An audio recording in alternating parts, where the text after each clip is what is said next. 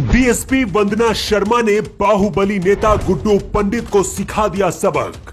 बीच सड़क पर इतनी बड़ी बेइज्जती से तिलमिला उठे बाहुबली नेता गुड्डू पंडित। मोदी और योगी को अपशब्द कहने वाले गुड्डू पंडित को इस लेडी सिंघम ने सबके सामने 10 मिनट में हेकड़ी निकाल दी। जिस रास्ते से गुड्डू पंडित अपना काफिला लेकर जा रहे थे, अगर पता होता कि आगे डीएसपी वंदना शर्मा इंतजार कर रही हैं, तो शायद अपना रास्ता बदल लेते, लेकिन ऐसा नहीं हुआ। गुड्डू पंडित को लग रहा था कि अपने बाहुबली वाले अंदाज में डीएसपी वंदना शर्मा को समझा लेंगे, लेकिन यहां पर उल्टा हो गया। जैसे ही गुड्डू पंडित अपनी इस कार से उतरकर बात करने के लिए आगे बढ़े, पहले ही डीएसपी वंदना शर्मा ने रोक दिया। कहा, पहले सभी गाड़ियों के पोस्टर और झंडे निकाल दो, फिर बात करो। पहले ये वीडियो देखिए और फिर आपको पूरा मामला आपको बताते हैं। वीडियो मैं भी कराऊं? क्या? इसकी ये चेक हो गई गाड़ी। रोक ले रखो। आप लोग तमाशा थोड़ी है। चलो भाई, हटो सब, जाओ यहाँ से। ये वीडियो बुलंदशहर का है। डीवाई विधानसभा में पूर्व विधायक और सपा के नेता गुड्डू पंडित आचार संहिता को ताक पर रखकर घूम रहे थे। इसी दौरान सर्किल ऑफिसर वंदना शर्मा ने इन्हें बीच सड़क पर आचार संहिता का मतलब समझा दिया और वाहन से सपा पार्टी के झंडे उतरवा दिए।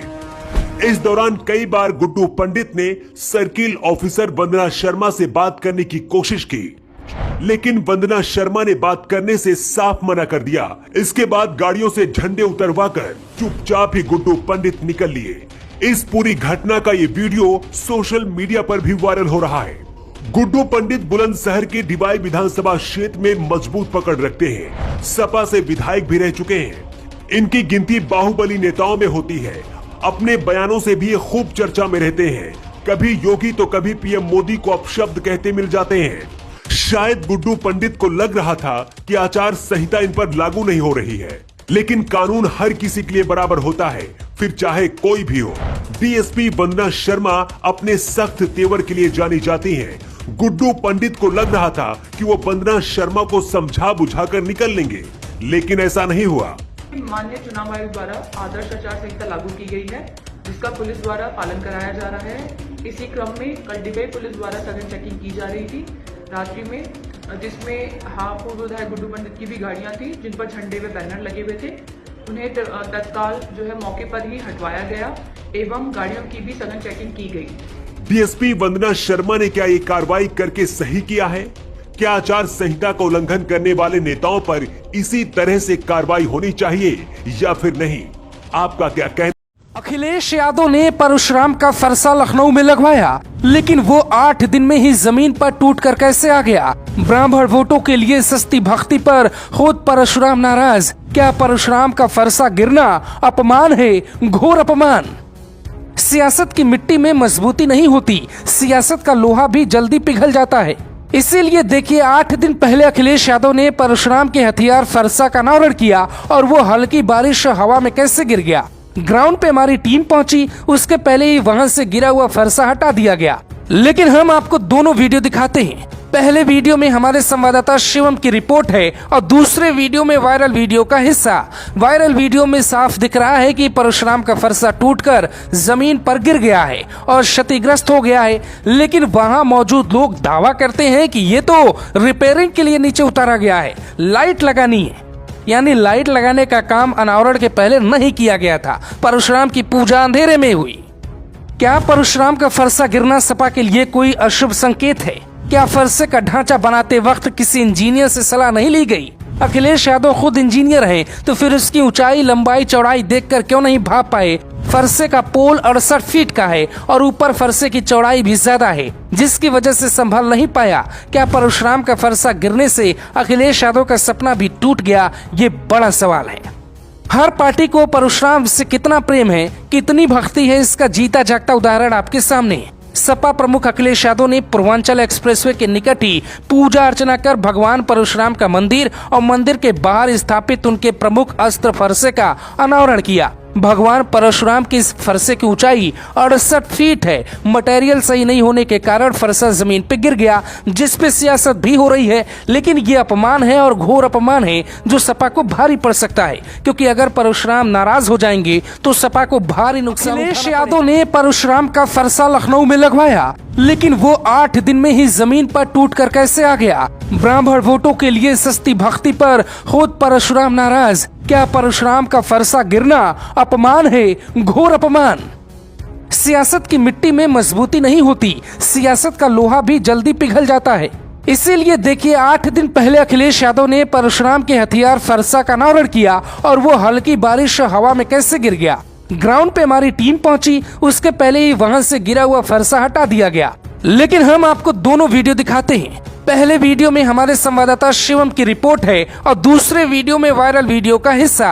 वायरल वीडियो में साफ दिख रहा है कि परशुराम का फरसा टूटकर जमीन पर गिर गया है और क्षतिग्रस्त हो गया है। लेकिन वहां मौजूद लोग दावा करते हैं कि ये तो रिपेयरिंग के लिए नीचे उतारा गया है, लाइट लगानी है। यानी लाइट लगाने का काम अनावरण के पहले नहीं किया गया था। परशुराम की पूजा अंधेरे में हुई। क्या परशुराम का फरसा गिरना सपा के लिए कोई अशुभ संकेत है? क्या फरसे का ढांचा बनाते वक्त किसी इंजीनियर से सलाह नहीं ली गई? अखिलेश यादव खुद इंजीनियर हैं, तो फिर उसकी ऊंचाई, लंबाई, चौड़ाई देखकर क्यों नहीं भाप पाए? फरसे का पोल 68 फीट का है और ऊपर फरसे की चौड़ाई भी ज्यादा है, जिसकी वजह से संभल नहीं पाया। क्या परशुराम का फरसा गिरने से अखिलेश यादव का सपना भी टूट गया? ये बड़ा सवाल है। हर पार्टी को परशुराम से कितना प्रेम है, कितनी भक्ति है, इसका जीता जागता उदाहरण आपके सामने है। सपा प्रमुख अखिलेश यादव ने पूर्वांचल एक्सप्रेसवे के निकट ही पूजा अर्चना कर भगवान परशुराम का मंदिर और मंदिर के बाहर स्थापित उनके प्रमुख अस्त्र फरसे का अनावरण किया। भगवान परशुराम की इस फरसे की ऊंचाई 68 फीट है। मटेरियल सही नहीं होने के कारण फरसा जमीन पे गिर गया, जिस पे सियासत भी हो रही है। लेकिन ये अपमान है और घोर अपमान है जो सपा को भारी पड़ सकता है, क्योंकि अगर परशुराम नाराज हो जाएंगे तो सपा को भारी नुकसान। गाजियाबाद में है सबसे हॉट सीट लोनी विधानसभा। खबर है कि गाजियाबाद की लोनी सीट पर नया चेहरा मिलेगा। लोनी विधानसभा बीजेपी के पास है, फिर भी बदलाव के पूरे आसार हैं। बीजेपी गुर्जर का टिकट काटकर किसी नए गुर्जर चेहरे को मौका देगी।